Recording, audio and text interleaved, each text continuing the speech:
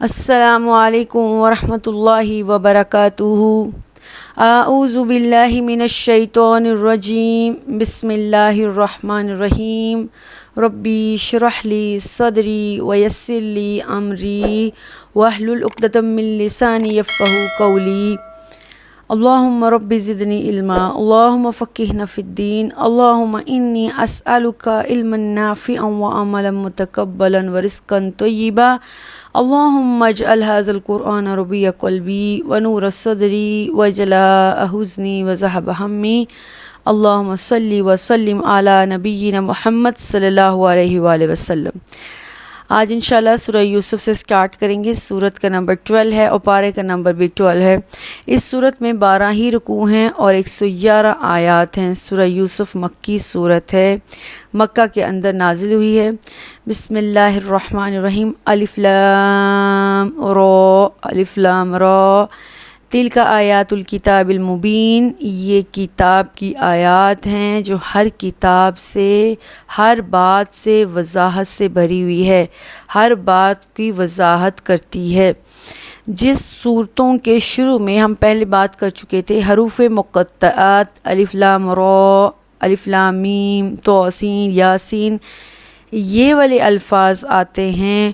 اس صورتوں میں اللہ سبحانہ و تعالیٰ نے ایک الگ ہی موضوع پر بات کی ہوتی ہے۔ اس کے اندر جن موضوعات پر بات ہوتی ہے وہ بہت اہم موضوعات ہوتے ہیں، وہ صورتیں بہت اہمیت کی حامل ہوتی ہیں۔ تو اسی طرح سے انشاءاللہ ہم دیکھیں گے سورہ یوسف بھی اپنے اندر بہت وسیع مطالب اور مضامین رکھتی ہے۔ تو اللہ کہتا ہے یہ اس کتاب کی آیات ہے جو کتاب ہر بات وضاحت سے بیان کرتی ہے۔ آگے آیت نمبر 2 ہے، اِنَّا أَنزَلْنَاهُ قُرْآنًا عَرَبِيًّا لَعَلَّكُمْ تَعْقِلُونَ، ہم نے اس قرآن کو عربی زبان میں اس لیے نازل کیا ہے تاکہ تم اس کو سمجھ پاؤ۔ قرآن کو عربی زبان میں کیوں نازل کیا ہے؟ ویسے تو قرآن ہم دیکھتے ہیں اللہ نے سورہ البقرہ میں کہا تھا ھدی للمتقین، یہ قرآن پورے زمانے کے لوگوں کو ہدایت دے گی، اور ہدایت خاص طور پر جو متقین کا راستہ اختیار کر لیں گے۔ تو قرآن ساری دنیا کے لیے ہدایت کی کتاب ہے، لیکن چونکہ اس کے اولین مخاطب اہل عرب تھے، اس لیے ضروری تھا کہ اللہ سبحانہ و تعالیٰ اس قرآن کو اللہ عربی زبان میں نازل کرتے تاکہ اہل عرب اس کو خوب اچھی طرح سے سمجھ لیتے اور وہ دوسروں تک اس کتاب کے احکامات، اس کی باتوں کو پہنچاتے۔ اب سوال یہ پیدا ہوتا ہے کہ یہ کتاب تو اللہ نے کہا ہے کہ عربی زبان میں نازل ہوئی، کیا اہل عجم جو کہ عربی نہیں جانتے ہیں کیا وہ اس قرآن کے مطالب اور مفاہیم کو نہیں سمجھ سکتے؟ تو قرآن نے یہ بالکل نہیں کہا ہے۔ اہل عرب کے بعد اہل عجم بھی اس کتاب کو سمجھ سکتے ہیں، پڑھ سکتے ہیں۔ فرق صرف یہ ہے کہ یا تو وہ عربی زبان سیکھیں گے یا ان کے مسائل کو سمجھ لیں گے، انڈرسٹینڈ کر لیں گے۔ جیسے کہ ہم پاکستان میں رہتے ہیں تو بہت سے ادارے ہیں، بہت سی کتابیں ہیں، بہت سے چینل ہیں، بہت سے لوگ ہیں جو دین کا کام کر رہے ہیں، عربی کے الفاظ کو، عربی قرآن کو دوسری زبانوں میں، مختلف کنٹریز میں، مختلف علاقوں میں مطالعہ بھی کیے جاتے ہیں، کی ٹرانسلیشن کی جا رہی ہے، اس کی تفسیر کی جا رہی ہے۔ تو یہ قرآن کی صفت ہے تو یہ عربی زبان میں، لیکن باقی جتنی بھی قومیں ہیں، جتنے بھی علاقے ہیں، جتنی بھی زبانیں ہیں، اس کے مطالب کو واضح سمجھ سکتے ہیں، بیان کر سکتے ہیں۔ یعنی یہ قرآن چونکہ انسانی ہدایت کے لیے آیا ہے تو کوئی بھی انسان اس سے ہدایت حاصل کر سکتا ہے۔ ان انزلناہ قرآنا عربیا سے مراد عربی زبان میں نازل ضرور ہوا ہے کیونکہ اہل عرب کے لیے تھا، لیکن اس کو باقی جتنے بھی لوگ ہیں جو عربی سمجھ سکتے ہیں وہ اس کو سمجھ کے دوسرے لوگوں کو پہنچائیں گے۔ اور اس قرآن کو اللہ نے نازل کرنے کا مقصد کیا بنایا ہے؟ لعلکم تعقلون، تاکہ لوگوں کو سمجھ آ جائے، زندگی گزارنے کا طریقہ آ جائے، اللہ کی پہچان آ جائے، یہ پتہ چل جائے کہ میری تخلیق کا مجھے مجھے پیدا کرنے کا مقصد کیا ہے، سورج، چاند، ستاروں، ہواؤں، آسمان، زمین، فضا اور یہ چاند، ستارے اور یہ بارش، ان سب کے نزول کا کیا مقصد ہے، اس کے کیا بینیفٹس ہیں، اللہ سبحانہ وتعالیٰ نے ایچ اینڈ ایوری تھنگ اس کتاب میں بیان فرما دی ہے۔ اور اللہ یہی کہہ رہا ہے کہ اس آیت کے شروع میں ہم نے ہر چیز اس کتاب میں واضح طور پر وضاحت کے ساتھ بیان کی ہے تاکہ لوگ کیا کریں، سمجھ سکیں۔ تو اب اللہ سے دعا ہے کہ اللہ ہمیں اس قرآن کو سمجھنے کی توفیق دے تاکہ ہم اس سے سمجھ بوجھ حاصل کر سکیں اور اپنی زندگی کو صحیح احسن طریقے سے جیسے اللہ سبحانہ وتعالیٰ چاہتے ہیں ویسے گزار سکیں۔ آیت نمبر 3 ہے سورہ یوسف کی، نحن نقص علیک احسن القصص، اللہ کہتے ہیں ہم نے اے نبی محمد صلی اللہ علیہ وسلم اس قرآن کو آپ کی طرف وحی کر کے ایک اچھا سا خوبصورت سا واقعہ بیان کیا ہے، بما اوحینا الیک ھذا القرآن، اس قرآن کو آپ کی طرف بیان کرنے کا مقصد اس صورت کو آپ کو ایک اچھا سا ایک خوبصورت سا واقعہ سنانا تھا۔ وَإِن كُنتَ مِن قَبْلِهِ لَمِنَ الْغَافِلِينَ، ہاں اس سے پہلے آپ اس واقعہ سے خبردار نہیں تھے، آپ کو نہیں پتہ تھا کہ یہ بھی ایک واقعہ ہے، یہ بھی ایک بات ہے، اور اللہ سبحانہ وتعالیٰ نے یہ بات آپ کو قرآن کی اس صورت میں سمجھا دی ہے۔ سورہ نمبر 3 جو ہے، سورہ نمبر جو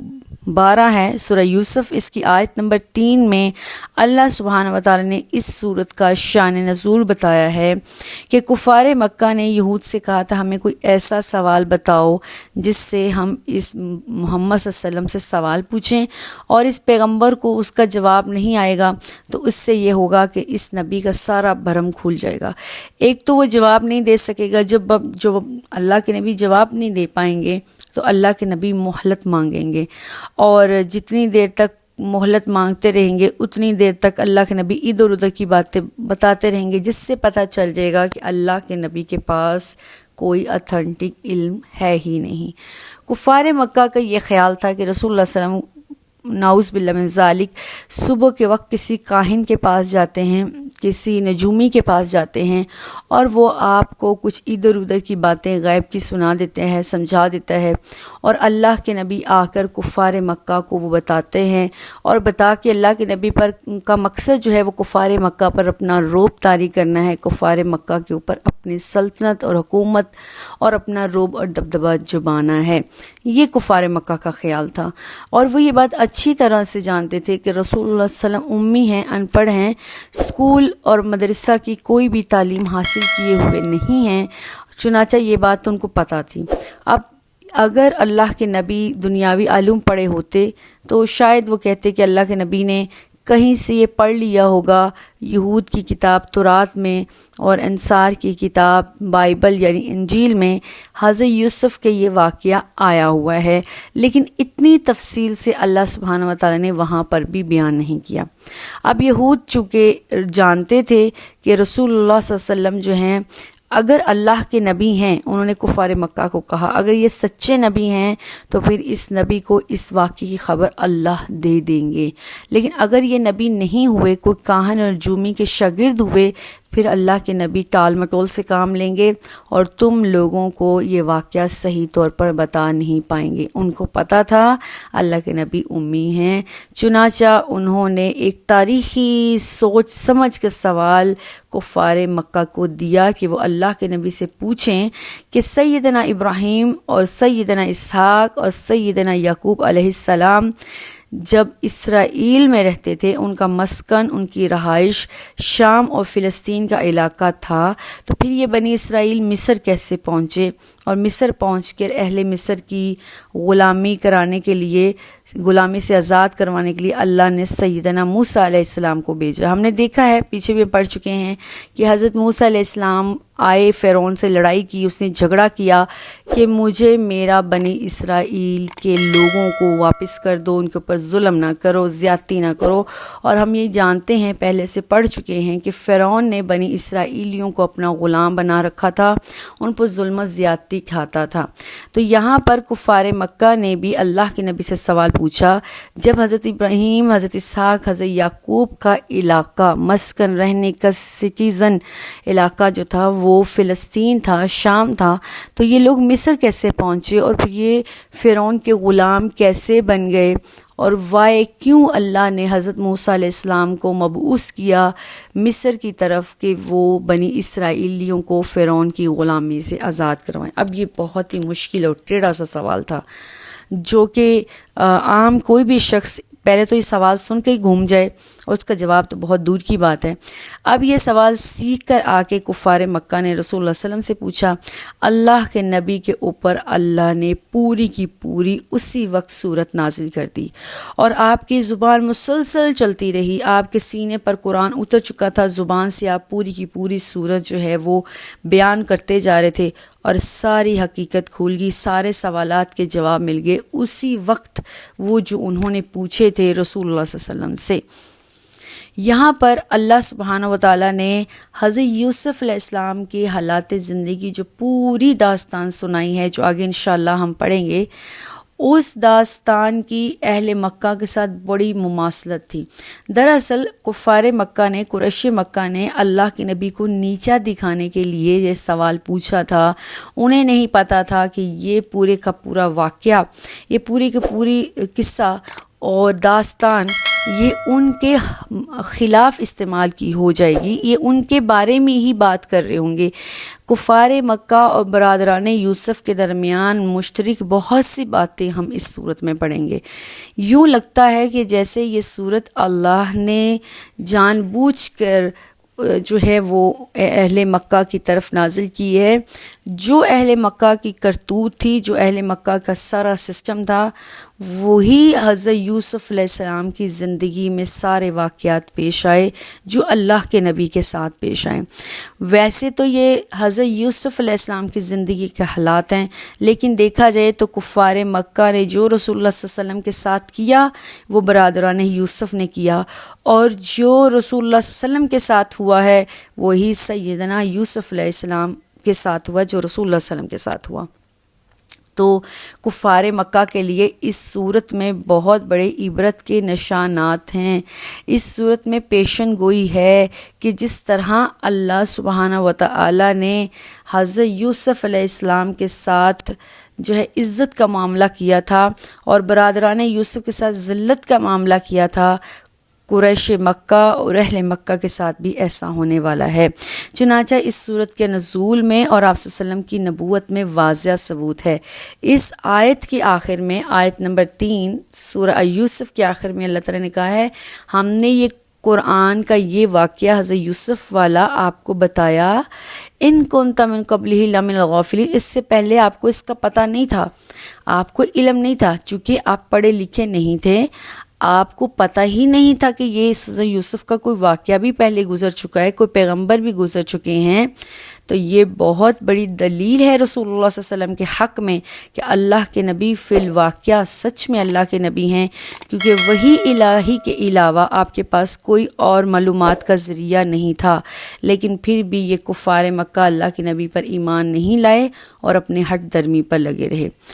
اب برادران یوسف نے جس طرح سے اپنے بھائی کو قتل کرنے اور جلا وطنی کرنے کا ارادہ کیا تھا، جس طرح وہ حضرت یوسف سے کھار کھاتے تھے،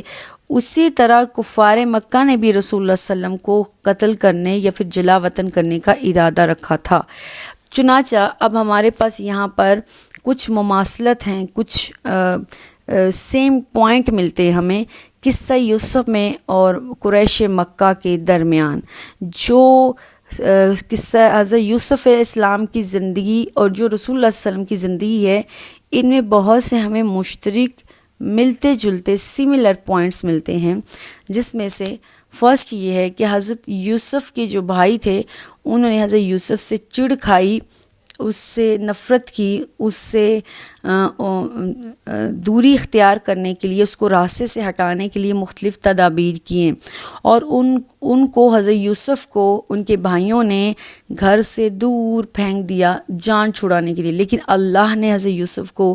عروج اور سربلندی دیا۔ اسی طرح سے کفار مکہ نے رسول اللہ صلی اللہ علیہ وسلم کی زندگی کا دائرہ تنگ کر کے آپ صلی اللہ علیہ وسلم کو اور آپ کے ساتھیوں کو ہجرت پر مجبور کر دیا، لیکن اللہ نے اسلام کو عروج اور سربلندی دی۔ اسی طرح سے ایسی تدبیریں جو کفار نے اسلام کے خلاف کیں وہ انہی کے خلاف ثابت ہوئی۔ نمبر 2، جب حضرت یوسف علیہ السلام کو اللہ نے حکومت دی تھی، اس وقت اس کے بھائی بہت ہی نادم و شرمسار تھے جب وہ حضرت یوسف کی خدمت میں حاضر ہوئے تھے، لیکن پھر بھی حضرت یوسف نے اپنے بھائیوں سے وہ جو جرم اور وہ جو پنشمنٹ انہوں نے حضرت یوسف کے ساتھ کی تھی، اپنے بھائیوں کو اس کو پنش نہیں کیا۔ چاہتے تو پنش کر سکتے تھے، چاہتے تھے اپنے بھائیوں کو سزا دے سکتے تھے، لیکن حضرت یوسف نے کہا لا تثریب علیکم اليوم، آج میں تمہارے اس سے کوئی بدلہ نہیں لوں گا، آج میری طرف سے تم کو معافی ہے۔ سملرلی رسول اللہ صلی اللہ علیہ وسلم جب فتح مکہ کے موقع پر 8 ہجری کو مکہ شریف میں واپس مدینہ سے آئے ہیں تو آپ نے بھی یہی الفاظ کہے تھے، لا تثریب علیکم اليوم، آج میں نے تمہیں تمہاری ساری غلطیاں، خطائیں اور خون معاف کر دیے ہیں۔ اور پھر رسول اللہ صلی اللہ علیہ وسلم اس کے بعد اللہ نے جیسے کہ حضرت یوسف علیہ السلام کے وقت اللہ نے حضرت یوسف کو سربلندی دی تھی، یوسف کے علیہ السلام کے حاسدین اور اس کے مخالف کو اللہ تعالیٰ نے جو ہے وہ نیست و نابود کیا تھا، سملرلی اللہ نے اسلام اور مسلمانوں کو سربلندی دی ہے اور اس کے دشمنوں کو، کفار کو اللہ نے نیست و نابود کیا ہے۔ چنانچہ ہم یہ دیکھتے ہیں انشاءاللہ آگے جا کے یہ صورت حضرت یوسف کا جو واقعہ ہے، سورہ یوسف جو ہے یہ کفار مکہ سے بہت زیادہ مماثلت رکھتی ہے،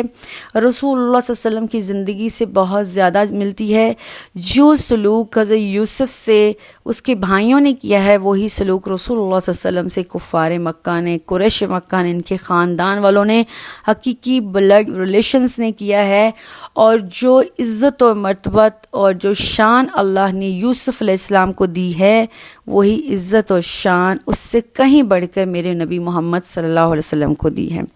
آیت نمبر 4 میں اصل واقعہ، اصل بات، اصل قصہ شروع ہو رہا ہے، جس بات کا تذکرہ اللہ نے آیت نمبر 2 میں کیا تھا نا، احسن القصص،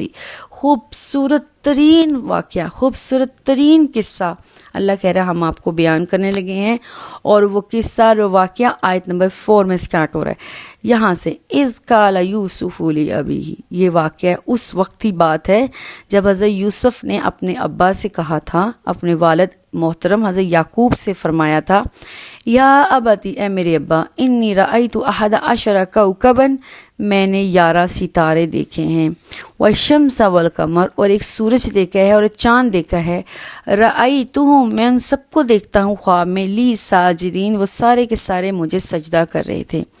قولا، آگے سے یہ خواب سن کر حضرت یعقوب یعنی حضرت یوسف کے ابا نے کہا، یا بنیا، اے میرے بیٹے، لا تقصص رؤیاک علی اخویتک، اپنے بھائیوں کو اپنا یہ خواب مت بتانا، فیکیدوا لک کیدا، تمہارے بھائی تمہارے خلاف بری بری چالیں چلیں گے، ان الشیطان للانسان عدو مبین، کیونکہ انسان کا کھلا دشمن شیطان ہے اور وہ کوئی نہ کوئی چالیں کرتا ہی رہتا ہے انسان کے خلاف۔ یہاں پر حضرت یوسف علیہ السلام کا اصل واقعہ شروع ہو رہا ہے۔ حضرت یوسف علیہ السلام کو خواب آیا ہے کہ 11 ستارے ہیں اور ایک سورج اور ایک چاند ہے جو ان کو سجدہ کر رہے ہیں، تو یہ واقعہ، یہ خواب انہوں نے اپنے والد محترم کو سنایا، اور والد نے آگے کہا تھا کہ اپنے بھائیوں کو یہ خواب نہ سناؤ، اور اس خواب میں واضح طور کیا تھا، حضرت یوسف کے 11 بھائی اور ان کے والد، ان کی والدہ ان کو سجدہ کر رہے ہیں۔ تو حضرت یعقوب علیہ السلام واضح سمجھ گئے تھے کہ یہ خواب کی تعبیر اتنی واضح ہے، اتنی صاف ہے کہ میرے بچے، میرے بیٹے یہ بات سمجھ جائیں گے اور وہ پھر حضرت یوسف کے خلاف پلاننگ کریں گے۔ اب سوال یہ پیدا ہوتا ہے کہ سیدنا یوسف کے بھائی حضرت یوسف کے خلاف پلاننگ کیوں کریں گے، وجہ کیا تھی؟ تو حضرت یوسف علیہ السلام جو ہے وہ حقیقی کے صرف ایک اور حقیقی بھائی ہیں، اور وہ ہے حضرت بنیامین جو کہ حضرت یوسف سے بھی چھوٹے ہیں۔ باقی جو 10 بھائی ہیں وہ حضرت یوسف علیہ السلام کے ستیلے بھائی ہیں، اور وہ سارے کے سارے حضرت یوسف سے بڑے ہیں،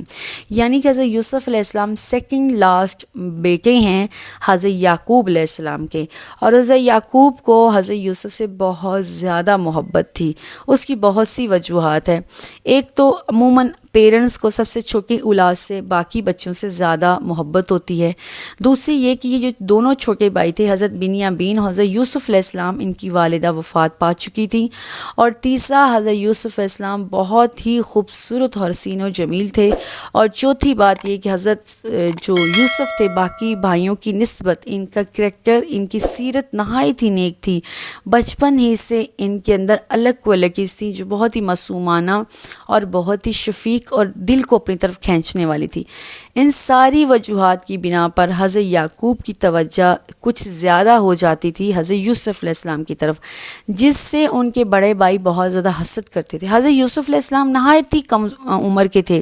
اتنے کم عمر کے کہ وہ یہ سمجھ نہیں پائے کہ مجھے یہ خواب کیا آیا ہے اور اس خواب کی تعبیر کیا ہو سکتی ہے۔ چنانچہ انہوں نے اپنا یہ خواب اپنے والد محترم کو سنایا۔ والد چونکہ نبی ہیں اور اس خواب میں اپنے بیٹے کے روشن مستقبل کو دیکھ لیا ہے۔ خواب ویسے بھی بہت واضح ہے، اس میں کسی شک و شبہ کی گنجائش رہ نہیں گئی ہے۔ 11 ستاروں سے مراد ان کے 11 بھائی ہیں، سورج سے مراد حضرت یوسف کے والد حضرت یعقوب ہیں، اور چاند سے مراد ان کی ستیلی والدہ ہیں۔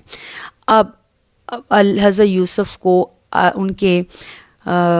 والد یعقوب نے یہ خواب سنانے سے منع کر دیا ہے۔ ٹھیک، اب آیت نمبر 4 کے حصے میں ہم یہ دیکھتے ہیں رأیتہم لی ساجدین، وہ سارے کے سارے حضرت یعقوب کے جو بیٹے ہیں وہ حضرت یوسف علیہ السلام کو سجدہ کر رہے ہیں۔ تو یہاں پر خیال یہ آتا ہے کہ سجدہ اللہ کے علاوہ کسی کو جائز نہیں ہے، چنانچہ کتنی ہی کوئی مکرم ہستی کیوں نہ ہو جائے، کوئی نیک ہستی کیوں نہ ہو جائے، اللہ کے علاوہ کسی کو سجدہ کرنا شرک ہے۔ تو پھر ایک نبی یا نبی کا بیٹے کیسے شرک کر سکتے ہیں؟ تو اس کا جواب یہ ہے کہ یہ سجدہ تعظیمی تھا۔ پہلے امتوں میں اس طرح کے سجدے جائز تھے، اور رسول اللہ صلی اللہ علیہ وسلم کی امت پر سجدہ تعظیمی بھی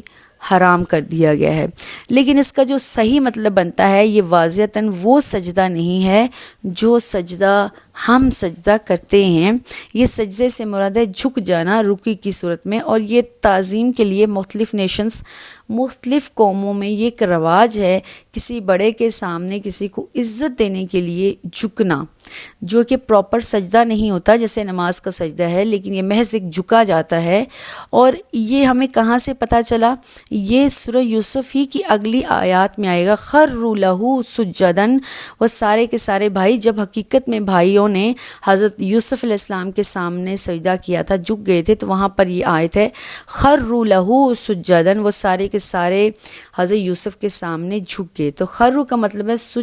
جھک جانا، لہو سجداً سجدے میں، یعنی رکوع کی حالت میں تعظیماً انہوں نے حضرت یوسف علیہ السلام کو جو ہے وہ عزت دی ہے۔ یہ کسی بڑے کو عزت دینا پہلی قوموں میں یہ رواج تھا۔ ابھی بھی بہت سی نیشن ہیں جیسے کہ چائنا ہے، جاپان ہے، وہاں پہ لوگ جھک کر کسی بڑے کا احتراماً جو ہے وہ رسپیکٹفلی انداز اپناتے ہیں۔ حضرت یوسف نے اپنے بیٹے، حضرت یعقوب نے اپنے بیٹے کو کہہ دیا تھا اپنے بھائیوں کو یہ خواب مت سنانا، اس کا نتیجہ یہ ہوگا وہ بھائی جو ہے وہ تمہارے خلاف پلاننگ کریں گے۔ اب یہ خلاف پلاننگ کیوں کریں گے؟ کیونکہ حضرت یوسف علیہ السلام کے والد حضرت یعقوب نبی ہیں، اور وہ جانتے ہیں کہ ہمیشہ سے جو شیطان ہے ہر اچھے انسان کے پیچھے پڑا ہوا ہے، ہر نیک کام میں خلل ڈالتا ہے، اور آدم علیہ السلام سے لے کر قیامت تک ہر وہ شخص جو کہ نیکی کے راستے پر چلے گا، اسپیشلی جو کہ دین کا کام کرے گا، جو کہ نیک ہوگا، شیطان اس کا دشمن بنے گا ہی بنے گا۔ تو شیطان بھائیوں کو ضرور اکسائے گا اس بات کے بارے میں کہ وہ منفی جذبات اپنے دل کے اندر اکسائیں، حضرت یوسف کے خلاف پلاننگ کریں، حضرت یوسف کے خلاف بھول جائیں اور کوئی ایسی پلاننگ کریں جس سے حضرت یوسف علیہ السلام کو نقصان پہنچایا جا سکتا ہے۔ تو اللہ سبحانہ و تعالیٰ نے واضح طور پہ کہا ہے کہ ہماری لائف میں جب بھی کوئی بیڈ گڈس ہوتی ہیں تو دراصل وہ شیطان کی وجہ سے ہوتی ہیں، یہاں تک کہ شیطان اگر ہم کچھ چیز بھول بھی جاتے ہیں تو وہ بھی ہمیں شیطان بھلاتا ہے۔ تو ہمیں اعوذ باللہ زیادہ سے زیادہ پڑھنا چاہیے۔ جب ہم سے کچھ چیز گم ہو جاتی ہے یا ہم رکھ کے بھول جاتے ہیں، یہ سارے یا ہم سے کوئی غلطی یا خطا ہوتی ہے یا ہمارے دماغ میں کوئی غلط خیالات آتے ہیں یا کسی کے خلاف پلاننگ آتی ہے، تو ہمیں فوراً اعوذ باللہ من الشیطان الرجیم کا زیادہ سے زیادہ ورد کرنا چاہیے، کیونکہ یہ ساری شیطان کی چالیں ہیں، وہ ہم سے جیلس ہے، ہمیں پریشان کرنے کی کوشش کرتا ہے۔ ہاں، یہ واقعہ چونکہ بہت لمبا ہے، بہت ٹائم لگے گا، انشاءاللہ نیکسٹ ہم اپنا آگے سے سبق شروع کریں گے تفصیل سے۔ والسلام علیکم ورحمۃ اللہ وبرکاتہ۔